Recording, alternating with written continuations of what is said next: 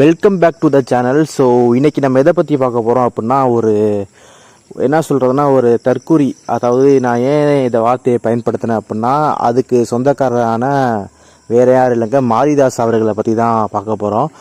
ஏன் அவரை பற்றி பேசுகிறோம் அப்படின்னா, சமீப காலமாக நம்ம தளபதியை பற்றியும் சரி, தமிழக வெற்றி கழகத்தை பற்றியும் ஒரு அவதூறு பரப்புறது. அவர் சேனலில் பார்த்தீங்கன்னா அவர் பேசக்கூடியது எதுவுமே பார்த்தீங்கன்னா ஒரு சாட்சியாகவோ இல்லை பார்த்தீங்கன்னா எதுவாகவும் நம்ம பண்ண முடியாது.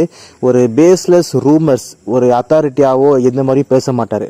ஒரு பேஸ்லெஸ் ரூமர்ஸை ஸ்ப்ரெட் பண்ணுறக்காண்டி தான் வீடியோ போடுவார். தாண்டி ஒரு ஆக்கப்பூர்வமாக ஒரு உண்மையான வீடியோஸா இல்லை உண்மையான ஒரு கண்டென்ட் இருக்கிற வீடியோவான்னு கேட்டால் அதில் முற்றிலும் எதுவுமே இருக்காது. ஸ்டார்டிங் டு எண்டிங் பார்த்தீங்கன்னா தளபதியை ஒரு விதமான ஒரு அட்டாக்கிங் மோட்லேயே பண்ணிட்டு இருக்காரு. சரி, இவர் எதுக்கு பண்ணுறாருன்னு பார்க்கும்போது பார்த்தா, யாருக்கு இவர் முட்டு கொடுக்குறாருன்னு ஃபஸ்ட்டு பார்க்கணும். இவர் யாருக்கு முட்டு கொடுக்குறாருன்னா ஆர்எஸ்எஸ் மற்றும் பிஜேபி. இதுக்கு தான் பார்த்தீங்கன்னா முட்டு கொடுத்து ஒரு உண்மையாக சொல்ல போனோமா ஒரு ஆர்எஸ்எஸ் பிஜேபியோட ஒரு வாடகை வாயாகவே இருக்கார் மாரிதாஸ் அவர்கள்.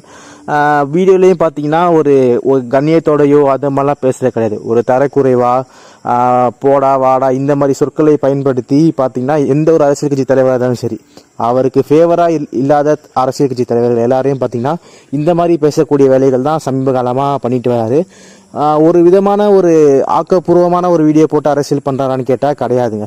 ஒரு விதமான ஒரு தனிப்பட்ட தாக்குதல், ஒருத்தர் பார்த்தீங்கன்னா ஒரு வேறு லெவலில் அதை எக்ஸ்போஸ் பண்ணணும் அப்படிங்கிற ஒரு நோக்கத்துலாம் பார்த்தீங்கன்னா அவர் வீடியோ பண்ணிகிட்டு இருக்காரு.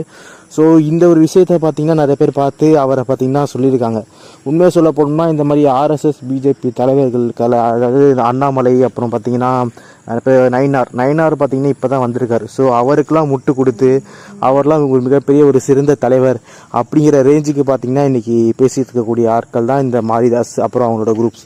இவர் சேனல் பார்த்தீங்கன்னா ஃபுல்லாக இந்த பிஜேபி சம்மந்தப்பட்ட வாக்குகள், பிஜேபி சம்மந்தப்பட்ட பார்த்தீங்கன்னா சப்ஸ்கிரைபர்ஸ் இவங்க தான் மோஸ்ட்லி இருப்பாங்க.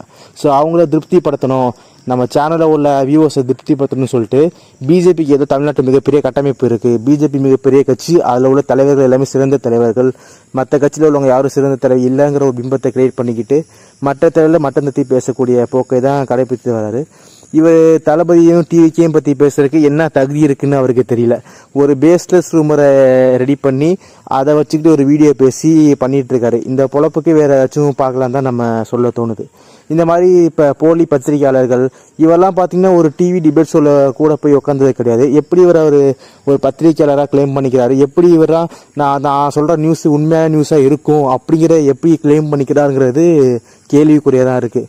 ஸோ இந்த மாதிரி நிறைய பத்திரிகையாளர்கள் பார்த்தீங்கன்னா இருக்காங்க. ஸோ அவங்கள பார்த்தீங்கன்னா வருங்காலத்தில் பார்த்தீங்கன்னா நம்ம எல்லோரும் எக்ஸ்போஸ் பண்ணி